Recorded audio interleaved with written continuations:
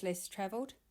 On this trip, firstly we'll see a vintage Jeep that we spotted at Wilmington, and then we're going to drive on to Kanyaka Station and Shearing Shed, which we'll have a bit of a walk through and a look.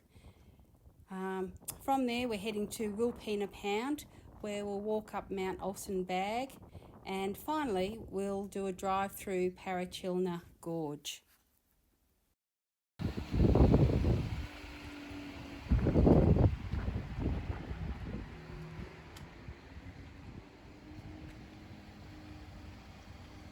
Rugged old Jeep at Wilmington.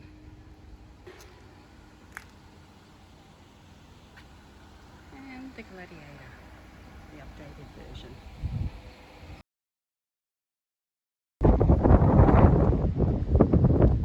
We've just pulled into Kanyaka ruins.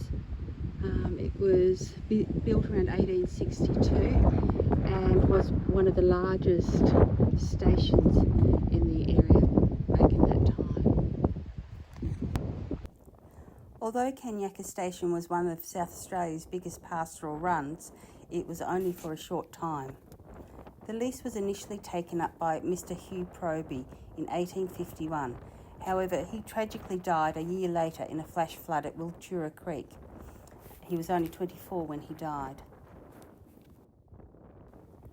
John Phillips inherited the station and settled there with his family in the 1860s. He built the massive stone buildings that we see the ruins of today. It was common for John Phillips and his family to hold dances in the dining room and to regularly entertain guests. The station also had a room that Phillips used as a surgery for setting broken bones, extracting teeth and treating any illnesses, as there was no doctor nearby. The station was also a post office, with over 23,300 letters being received there and over 21,000 letters being sent from the post office. The station was hard hit by the 1860s drought, and then later on in the 1870s the leases were resumed for wheat farming. The station itself closed in 1888 due to lack of water and drought. At its height, the station had 70 families living and working on site, but because it was so remote and difficult to transport anything, it was very self-sufficient. It grew to include a large homestead, cottages for workers, huts, workshops and sheds, mostly built from the local stone as there was limited timber. Just see the layout of the old rooms. Old kitchen.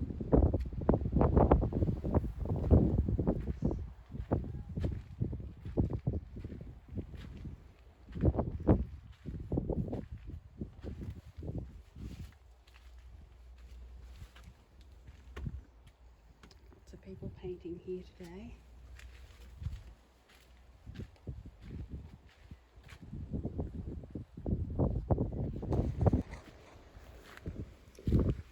Probably would have been a cellar. They're keeping fresh food.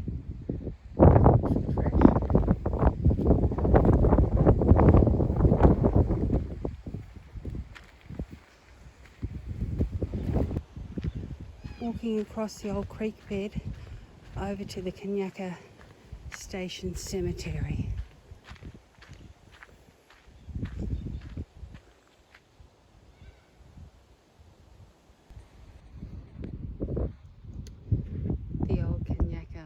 Cemetery. That's only a couple hundred yards from the station itself.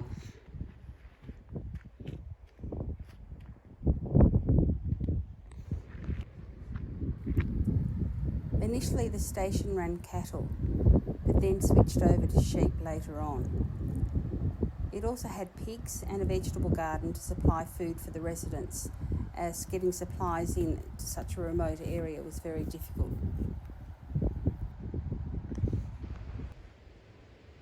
Certainly a beautiful place to live, but rugged and dry, like all of South Australia.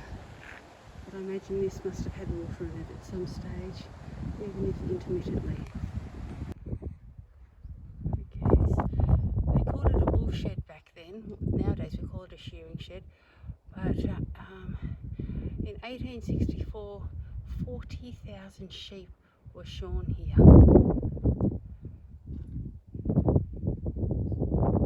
The woolshed had provisions for 24 blade shearers on a confined shearing floor. The Kanyaka shearing shed. So these would have been maybe the holding pens for the shearers.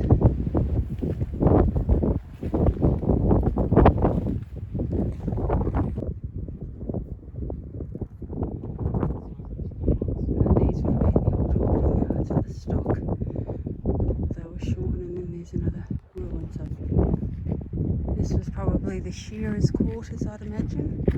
Ah yes, there's a sign there that says that it is. Would have been just simple accommodation for the shearers whilst shearing time was on. Next we're off to Wilpena Pound, which lies in the heart of the Flinders Ranges. Wilpena Pound is a natural bowl-like amphitheatre. It's 17 kilometres long and 8 kilometres wide and contains 8,960 hectares or 83 square kilometres. We're just entering Wilpena Pound, which we're going to spend the night here and explore the region. From the air, Wilpena Pound looks like a massive volcanic or meteorite crater, but the rim is actually the eroded remains of enormous mountains. Emu chicks and Mama Emu. Heading towards Wilpena Pound Resort.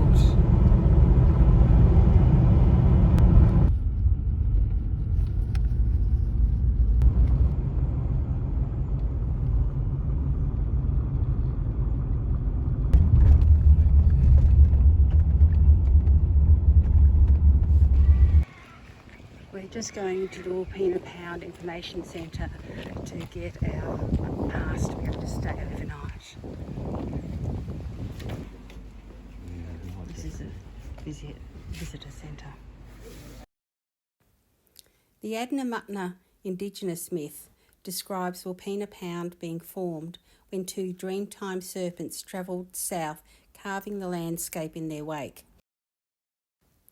The Adnyamathanha people call this area Ikara, which means meeting place. Just starting the Mount Ohlssen Bagge walk. It's 6.5 kilometres. It takes about 4 hours, they say. Can't wait.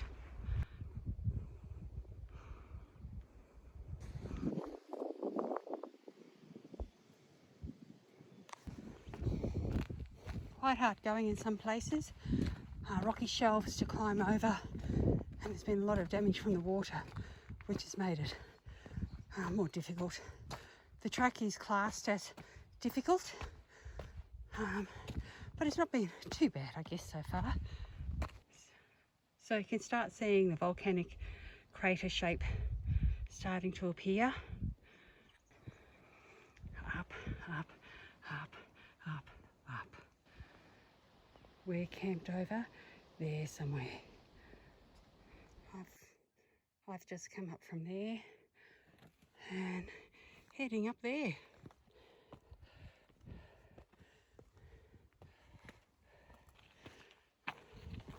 Now just keep going up and up. You've got to be really careful where you put your feet so you don't twist an ankle. See that yellow marker? That tells me the direction to go. Yeah, good lung workout. Gets the old blood pumping through the legs too. That's the path leading down. And almost there. There's a campground down there. Up she goes. A bit more. Must be getting close now, surely.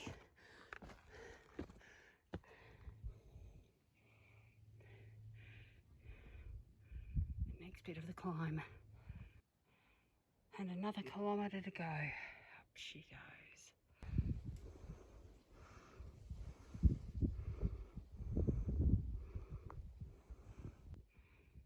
Still 0.8 kilometres to go to get to the top. Stunning escarpments. Getting right up onto the mountaintops now.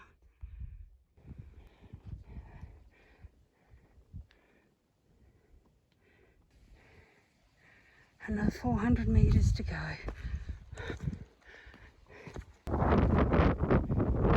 Here's a view from the other side of the mountain. I made it 923 metres straight up almost. Hard yakka. That's a campground all the way down there.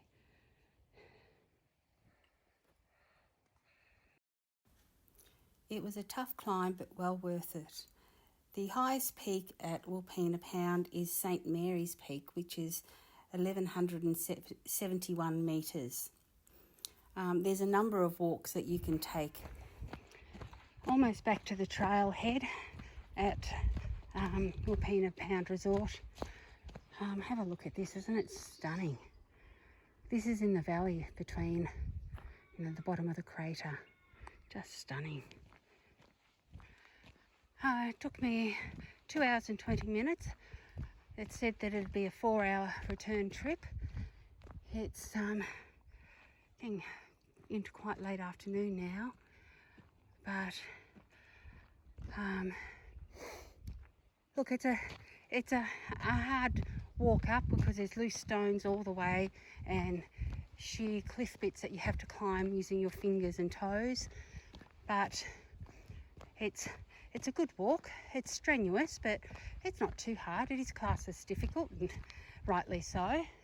Certainly not for the faint-hearted. You're showing off now. Wilpena Pound Resort is very well set out. It has big areas for unpowered and with no allocated sites, and there's allocated sites for powered sites. There's a couple of toilets and laundries and the like. There's a restaurant here, information centre, tourist centre. Beautiful facilities, really clean and neat. Very knowledgeable people, of course, at the information centre. Great place to visit. Love it when we're visited by crows. Juvenile Maggie, black-backed, different to home. Little apostle birds. We're on the road again. It's 7:23, heading for Blinman. It was freezing cold last night at Wilpena Pound. Everything was frozen this morning, but we were warm enough in the camper. Just a cold start having breakfast. After Blinman, we're heading to Parachilna Gorge. We're at Huck's Lookout. And here is the view. The early morning light. Isn't that beautiful?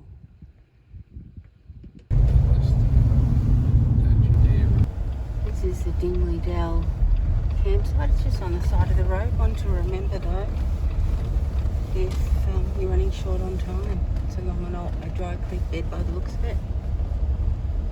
Some campers down there. Park fees apply.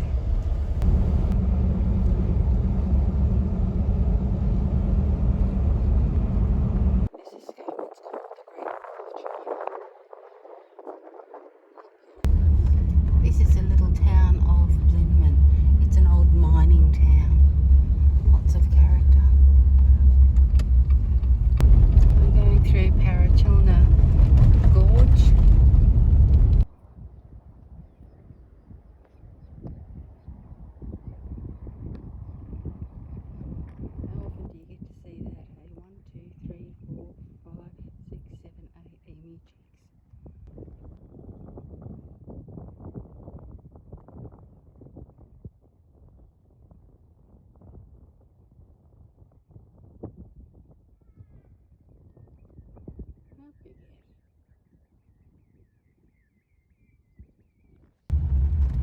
Driving through Parachilna Gorge, it's on the western side of the Flinders Ranges, 8 kilometres east of the tiny town of Parachilna.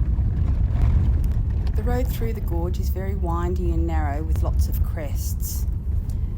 The township of Parachilna has a population of 7 people. There's public toilets, a tourist office, a few houses and a railway line that has trains going through it up to 3 kilometres long carrying coal from Lee Creek. There's also the Old Prairie Hotel established in the 1860s. It now provides what's known as feral food, which the dishes are made from emu, kangaroo, native quandong, bush tucker basically. As we drove through the gorge, we noticed that there's quite a few campsites spotted along the gorge. I've also read that there's lots of bushwalks from various points along the gorge as well. Yeah, there's a few campers around.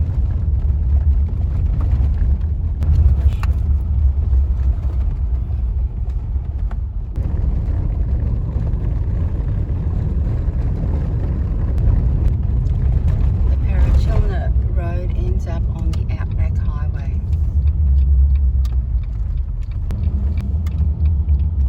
Just having a look at the township of Parachilna, such as it is.